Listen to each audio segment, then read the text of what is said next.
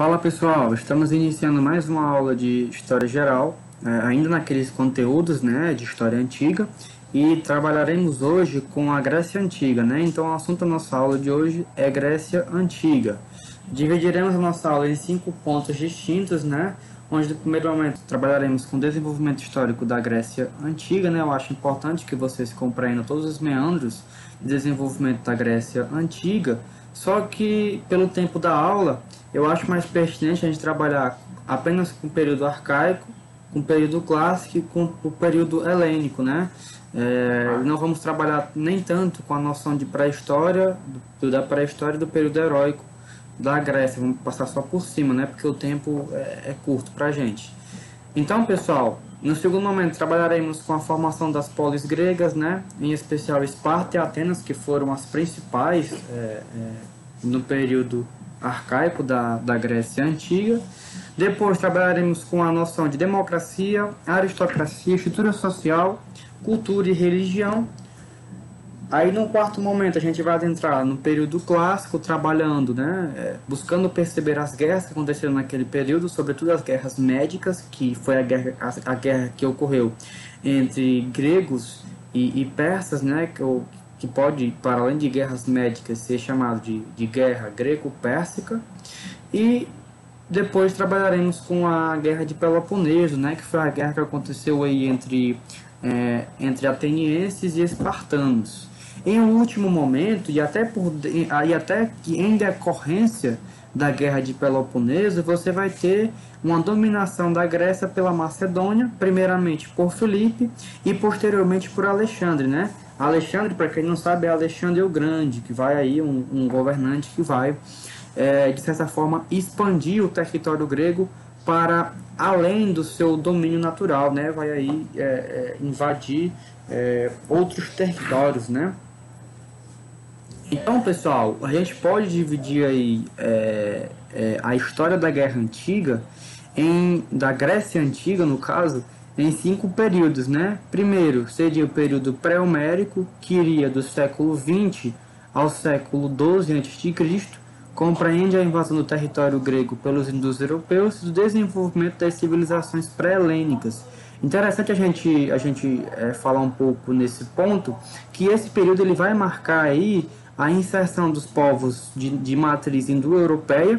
Em especial, pessoal, vale salientar que quando esses povos de matriz indo-europeia, entre eles os jônios, os micênicos e os dórios, quando eles adentram essa região, já existia outros povos, né, que viviam nessa região, que no caso era o pessoal da Anatólia, que eram os anatólios, né? E aí, com esse processo de inserção desses povos, você vai ter nesse período o desenvolvimento, né, ainda na pré-história grega, o desenvolvimento da sociedade, né, da sociedade micênica, que vai aí no período adentrando até já no período histórico, né, ser uma sociedade muito rica, com palácios, né, você vai ter toda uma burocracia rígida organizada em torno da sociedade micênica. E é interessante falar dela porque quem traz para a gente um pouco dessa noção da sociedade micênica é o Homero, que é um poeta grego, né, cego, que vai aí supostamente escrever as poesias Ilíada e a Odisseia, né, tratando sobretudo do conflito da guerra de Troia, e a Ilíada trata do conflito da guerra de Troia, que é o conflito entre gregos e troianos. E a Odisseia trata, né, do final da guerra de Troia, da volta do guerreiro Ulisses para Ítaca, né, que era a sua região natural. Você vai ter no período da pré-história homérica, né, dos gregos, você vai ter uma invasão dos dórios contra a civilização micênica, e esses povos que faziam parte da civilização micênica, eles vão fugir para outros lugares, e só no período homérico eles vão se reorganizar, né, na região ali onde séculos antes aconteceu a invasão pelos dórios. E no período arcaico, após constituída, né, esse processo de organização, você vai ter aí, pessoal, verifica-se, né, já no período arcaico, que vai do século VIII ao século 6 a.C., a fase de colonização grega e a formação e evolução das cidades-estados, né? No período clássico, que vai do século V ao século IV a.C., você vai ter o apogeu do mundo helênico, né, com o desenvolvimento do comércio, sobretudo o comércio marítimo, e as guerras, que eu disse para vocês já no slide anterior, que é as guerras médicas de Peloponeso. E no último período, que é o período helênico, você vai ter, que vai do século III ao século II a.C., você vai ter uma dominação da Macedônia sobre os gregos e a expansão do território, né? Ou seja, chegou a Alexandre, que seria Alexandre o Grande. Então, pessoal, o período arcaico, ele compreende a formação das polis gregas, né? Sobretudo Esparta e Atenas. Então, verifica-se nesta fase a colonização grega e a formação e evolução das cidades-estados. No início do século VIII, o mundo grego está dividido politicamente em uma porção de cidades, né? Então, você vai ter aí, do século VIII ao século VI, pessoal, um processo de formação desse mundo de cidades, né, que vai se completar. Então, as cidades gregas, elas vão passar por esse processo de produção e vão se completarem do século VIII ao século VI a.C., passando de uma sociedade camponesa e guerreira para uma civilização centrada nas cidades, né, nas polis. Então, os gregos espalharam cidades por todo o Mediterrâneo, né, isso ao longo da história, rivalizando no comércio com os grandes mercadores orientais, os fenícios e também os persas. As cidades gregas mais conhecidas são Esparta e Atenas. E aí é interessante a gente ter atenção nisso, né? Esparta e Atenas são dois tipos de organizações sociais bem distintas, porque enquanto que uma segue um modelo de democracia, que no caso seria Atenas, a outra vai focar sobretudo numa aristocracia e numa sociedade formada com uma formação militar, né? Que seria a cidade de Esparta, né? Então, pessoal, qual seria a definição de polis, né? Lembrando lá que a gente viu na aula sobre a Mesopotâmia, que a polis não vai ser uma criação grega, viu? A polis, você já consegue ver cidades-estados lá na Mesopotâmia, como eu falei para vocês na primeira aula. Então, segundo Pedro Paulo Funari, 2002, página 25, ele vai dar para a gente a definição do que é polis, né? A polis, no caso, a cidade, polis em grego, é um pequeno estado soberano que compreende uma cidade e o campo ao redor, e eventualmente alguns povoados urbanos secundários. A cidade se define, de fato, pelo povo, demos, que a compõe, uma coletividade de indivíduos submetidos aos mesmos costumes fundamentais e unidos por um culto comum às mesmas divindades protetoras. Interessante, pessoal, a gente fazer essa reflexão histórica do que seria uma polis, ou seja, uma cidade-estado, porque a Grécia Antiga não é aquilo que a gente conhece hoje. A Grécia Antiga era uma região de sujeitos que falavam uma língua similar, ou seja, o grego, mas dividida em diferentes cidades-estado, em diferentes povoados, né? Não é a Grécia unificada que a gente conhece hoje na nossa contemporaneidade. Então, essa definição de polis do Funari, ela é pertinente para que a gente tenha essa noção e compreenda o que eram essas polis, né? Essas cidades-estados, com uma administração própria, com uma cultura, com uma forma de gerir o social, né? Então, pessoal, Esparta, né? A cidade de Esparta localizava-se, como vocês podem ver aí no mapa do lado direito, na região da Lacônia, a sudoeste da península do Peloponeso, cortada pelo rio Eurotas, num vale cercado por altas montanhas de difícil transposição. Nestas, havia depósitos de minerais, uma importante fonte de recursos. As terras eram férteis, propícias ao plantio de cereais, oliveiras e vinhas, e as paisagens boas. A região vizinha, a Messênia, no sudoeste peloponeso, era em termos econômicos ainda mais atraente. Entretanto, na costa da Lacônia, né, em função dos grandes despenhadeiros e pântanos, em nada favoráveis à navegação, persistiu o isolamento da região e o seu destaque no comércio, né? Mas aí vocês podem me dizer, Mateus, bom, você deu aí a localização de Esparta, mas como era a organização social dessa sociedade, né? Como era que os espartanos se organizavam? Então, pessoal, todos os homens de Esparta, chamados de esparciatas, eram guerreiros, sendo proibidos por lei de exercer atividades que entrassem em conflito com a carreira militar. Então, os espartanos eram, sobretudo os homens, né, sujeitos que tinham desde as tenras idades, desde quando nasciam, o objetivo de formação da carreira militar. Porque Esparta, como eu disse para vocês, era uma sociedade militar, né? Então, pessoal, como vocês perceberam no slide anterior, né, enquanto que Atenas era uma democracia, Esparta era uma aristocracia, uma sociedade militar, né, ou seja, comandada por um pequeno grupo de pessoas. Então, como viviam os dominantes espartanos, né? Reservavam todo o poder para si próprio em detrimento dos dominados. E aí vocês perguntam, poxa, mas como é que eles governavam? Eles governavam a si próprios? Não, eles escolhiam, né, um pequeno número de dirigentes que compunham a Jerúsia, que seria uma espécie de um conselho e tribunal supremos, né, que é o que a gente hoje poderia compreender como Senado. O Funari também vai trazer para a gente um pouco da definição e especificar, né, o que era essa Jerúsia, né, que é essa espécie de Senado. Né? Então a Jerúsia, cuja tradução é conjunto de velhos, era composta por 2 reis de Esparta, originários das 2 famílias rivais mais poderosas da cidade, e mais de 28 anciãos, senadores ou gerontes, né, escolhidos entre os nobres de nascimento, com mais de 60 anos que ocupavam o cargo de maneira vitalícia após terem sido eleitos por aclamação pela Assembleia de Homens Adultos de Esparta.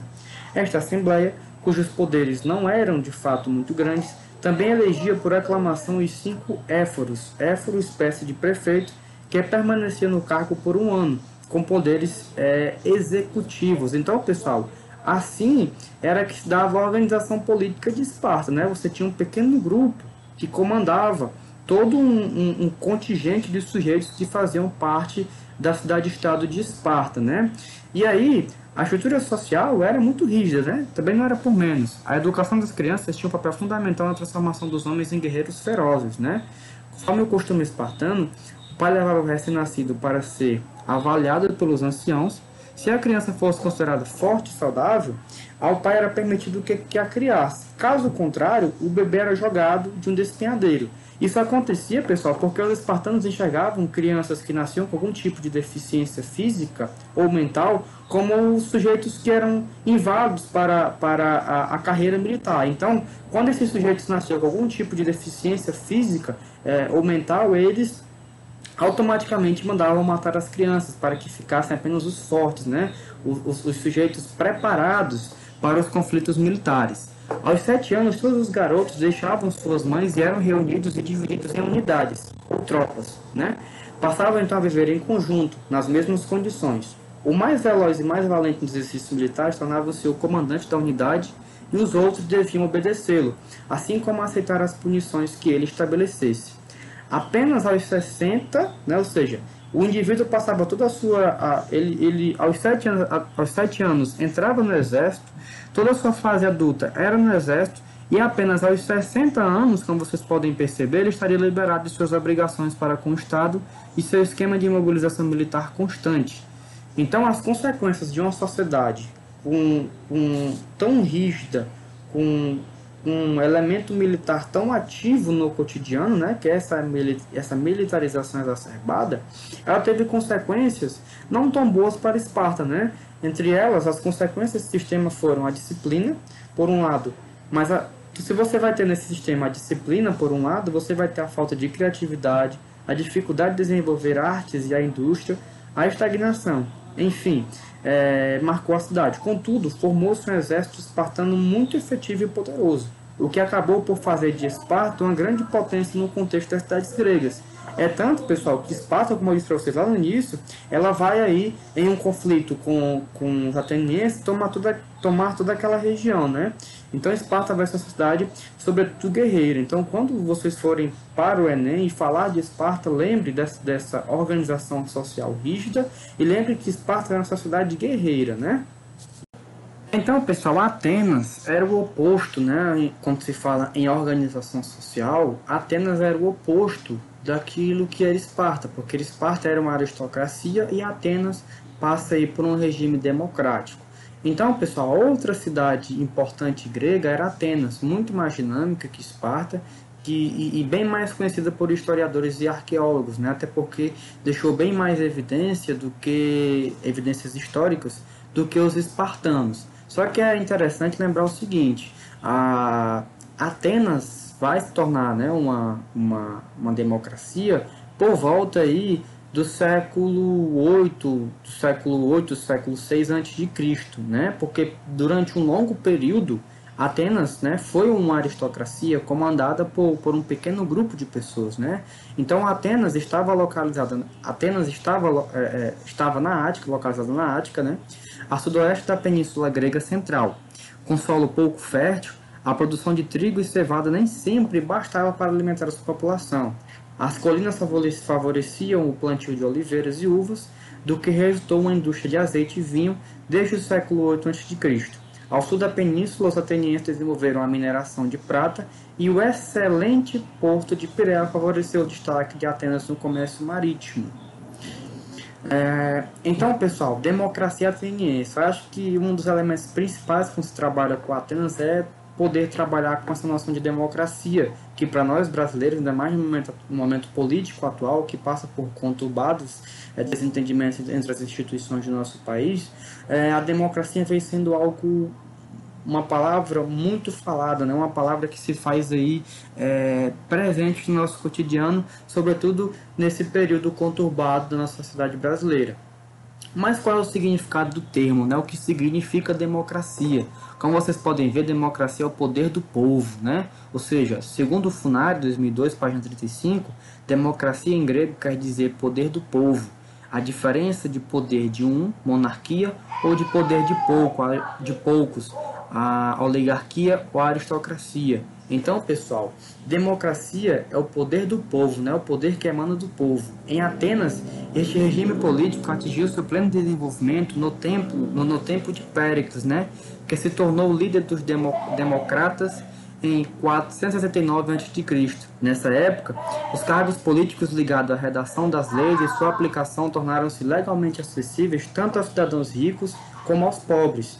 E as palavras justiça e liberdade passaram a ser referenciais importantes no imaginário ateniense, né? Interessante é que Péricles, o governante Péricles, quem vai, de certa forma, desmistificar ou desfazer o regime aristocrático que durante um bom período, né, que durante um bom período se fez em Atenas, né, passando aí em 469 a.C. para uma democracia, né? Então, pessoal, só que assim, é interessante refletir que a democracia ateniense é diferente daquilo que a gente percebe hoje, né?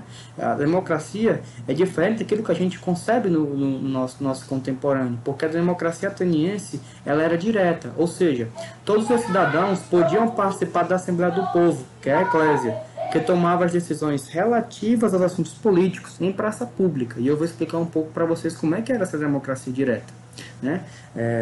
Entretanto, pessoal, é bom deixar bem claro que o regime democrático ateniense tinha os seus limites, né? E eu vou também explicar no outro tópico para vocês como era que participava, como é que eram esses debates públicos, assim como quais eram as limitações da democracia ateniense, né?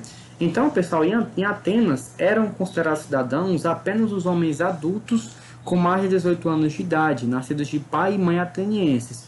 Ou seja, apenas cidadãos atenienses nascidos de pai e mãe e acima de 18 anos, pessoal, eram quem podiam participar da vida política em Atenas, né? Ou seja, apenas pessoas com esses atributos podiam participar do governo democrático ateniense, o regime político do povo soberano. Os cidadãos tinham 3 direitos essenciais: liberdade individual, igualdade com relação aos outros cidadãos perante a lei e direito a falar na Assembleia. Normalmente, olha só que doideira, pessoal, normalmente reunia-se em uma colina na Praça Fênix ou em uma superfície de 6.000 metros quadrados, né, a Ágora, com capacidade para até 25.000 pessoas. A Assembleia entre cidadãos, né, isso é que é a democracia direta, é onde o povo participa de forma efetiva através de debates dos assuntos relativos àquela polis, né, àquela cidade-estado. Assim, embora houvesse 42.000 cidadãos, nunca mais do que 25.000 votavam e, em geral, muito menos pessoas tomavam parte da democracia direta. Então isso é interessante para a gente perceber como era esse cenário, né? Ou seja, aproximadamente 25 mil pessoas em um debate intenso numa praça ou em uma colina participavam das decisões políticas de uma cidade-estado, no caso Atenas. As decisões da Assembleia eram inapeláveis. No entanto, existia, pessoal, aí uma espécie de congresso, né, que a gente pode também falar em Senado, porque era aquele órgão que ficava ali responsável por analisar as propostas que eram feitas pelo povo nas reuniões, né? Ou seja, as decisões da Assembleia eram inapeláveis. No entanto, para que não fossem levianas, havia um conselho, que era o Buleu Senado, composto de pessoas que se dedicavam um ano inteiro a analisar todo tipo de questões, projetos de lei, supervisão da administração pública, da diplomacia e dos assuntos militares, e aconselhar sobre os temas de interesse público. E aí vem a limitação da democracia ateniense, né, que eu falei para vocês lá no início, que não é aquilo que a gente pensa de democracia hoje, ou seja, os escravos, os estrangeiros e mesmo as mulheres e as crianças atenienses não tinham qualquer direito político, e para eles a democracia vigente não fazia qualquer vantagem, né? E também, para além disso, os estrangeiros, além dos impostos, eram obrigados a pagar uma taxa especial, né? Pagavam impostos e prestavam serviço militar. Então vocês percebem como é que se organizava a democracia ateniense, né? Com seus benefícios, que é uma participação popular no debate público, no debate político, mas também com as suas limitações, que é os escravos, os estrangeiros e mesmo as mulheres e crianças não podendo ter sequer nenhum tipo de participação dentro desses debates políticos, né, pessoal? Então é interessante a gente perceber isso. Quando a gente fala de economia, cultura e religião, a gente pode dizer que na Grécia, no período arcaico, a economia baseava-se na agricultura e na criação. Terras e rebanhos pertenciam a grandes proprietários, os chefes dos clãs que diziam descender dos heróis lendários, né?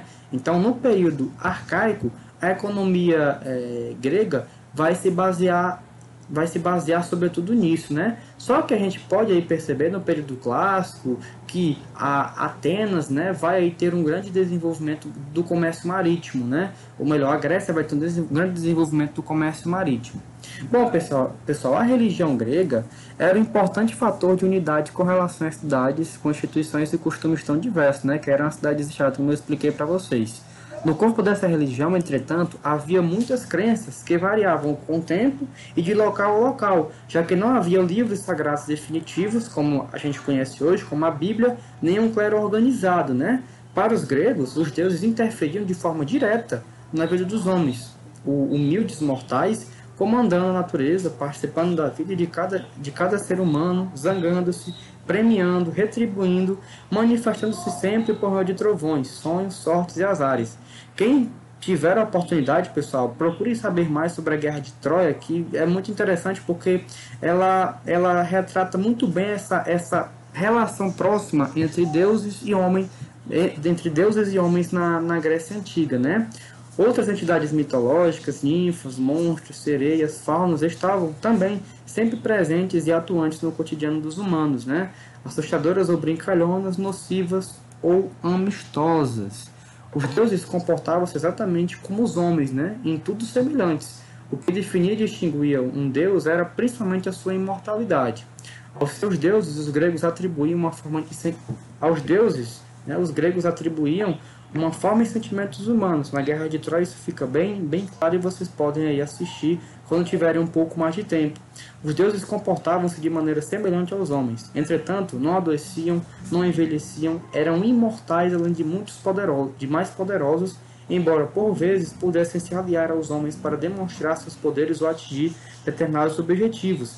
E aí você me pergunta, Mateus, quais eram esses deuses que compunham o panteão grego, né? Você tinha Zeus, que dominava os céus, Hades, o mundo dos mortos, Hestia, os lares, Deméter, os grãos e as terras cultivadas, Apolo, a medicina, a música e a poesia, Afrodite, os amores e a fecundidade, Atena, a razão, a sabedoria, Ares, a guerra, Dionísio, a vegetação, né? Então esses eram os deuses que formavam o panteão da religião grega.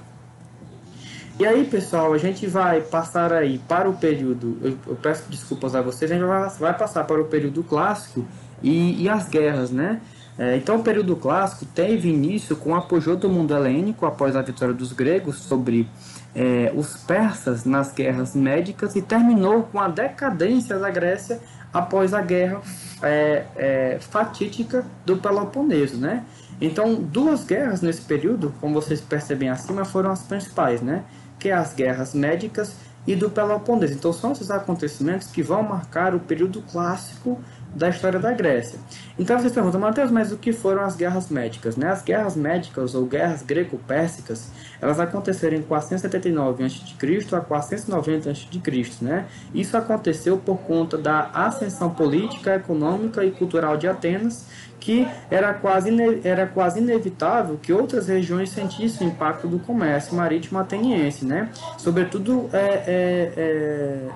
os persas, que eram naquele período aqueles que dominavam o comércio marítimo. Então, com essa ascensão econômica, política e cultural de Atenas, você vai gerar aí uma série de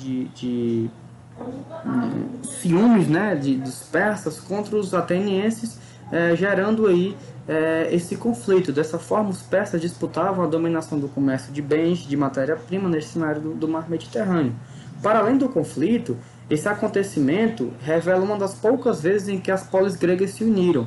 Porque, pessoal, Esparta e Atenas, durante o período das guerras médicas, eles se unem, né, para poder aí vencerem um inimigo comum, que naquele momento eram os persas. Ao final do conflito, pessoal, eles vão formar a Liga de Delos, que é uma liga que vai ficar responsável por concentrar aí os recursos que todas as cidades gregas iriam doar para que, de certa forma, fortificasse, né, os exércitos gregos, para que não tivesse mais nenhum tipo de invasão ou conflito de povos do exterior que não compreendiam a Grécia, né? Só que ao longo do tempo você vai ter aí, pessoal, com a criação da Liga de Delos, uma centralidade do poder nas mãos de Atenas. E isso vai gerar uma certa desconfiança por parte dos espartanos e de outros povos que faziam parte daquela região da Grécia, né? E aí você vai gerar a Guerra de Peloponeso, que vai ser a guerra que vai acontecer de 431 a 404 a.C., uma guerra que dura 30 anos, né? Então Esparta passou a liderar outra liga, que é a Liga de Peloponeso, né? A Liga de Peloponeso tinha esse nome pois compunham os povoados da região de Peloponeso. Aqueles que acreditavam que Atenas possuía poder demais com a criação da Liga de Delos, eles passaram junto com Esparta a compor a Liga de Peloponeso, né? Além disso, os espartanos não concordavam, aí, que legal. Além disso, os espartanos não concordavam com as ideias democráticas atenienses. Era outro ponto para que esse conflito acontecesse. Então, esse conflito que durou aí mais de 30 anos, pessoal, entre espartanos e atenienses, ele vai destruir estruturalmente, economicamente e socialmente a região da Grécia, né? Ou seja, o conflito destruiu as estruturas econômicas, políticas e sociais das polis gregas. Esparta, ao final, venceu o conflito e abriu espaço para que houvesse, aproveitando-se dessa devastação social e política das sociedades, uma invasão dos territórios gregos pelos macedônicos, né? Que era pelos macedônicos, em especial pelo rei Filipe, que era que comandava a Macedônia naquele período. E aí, pessoal, o último período histórico da Grécia Antiga é a invasão macedônica por Filipe, e que depois passará o poder para o seu filho Alexandre o Grande. Nesta fase, as cidades gregas estiveram sob o domínio da Macedônia. Posteriormente, os helênicos caíram no domínio romano, que a gente vai ver isso depois na próxima aula. Filipe da Macedônia começou a conquistá-los e seu filho Alexandre o Grande dominou não apenas toda a Grécia, como venceu os persas e chegou até a Índia, estabelecendo um império imenso. Alexandre, entre 336 e 323 a.C., além de conquistar esse império, fundou muitas cidades que tiveram seu nome, como é o caso da famosa Alexandria do Egito. Com a morte de Alexandre, seu império desintegrou-se com monarquias da Macedônia, Egito e na Síria. Quando as monarquias helenísticas foram gradativamente sendo incorporadas ao domínio romano, a partir do século II a.C., As cidades gregas ainda assim continuaram a existir e a ter suas instituições, mas foram se modificando aos poucos, né? Então, pessoal, por fim, as cidades gregas, tão orgulhosas de suas tradições, embora não tivessem mais total independência, mantinham uma fidelidade impressionante à sua cultura. Então, pessoal, essa foi a nossa aula de hoje. Espero que vocês tenham gostado do conteúdo, espero que eu tenha conseguido me fazer entender. E espero o feedback de vocês aí nos comentários para que a gente consiga ir sempre melhorando ao longo das aulas, né? Muito obrigado, pessoal. Ótimos estudos.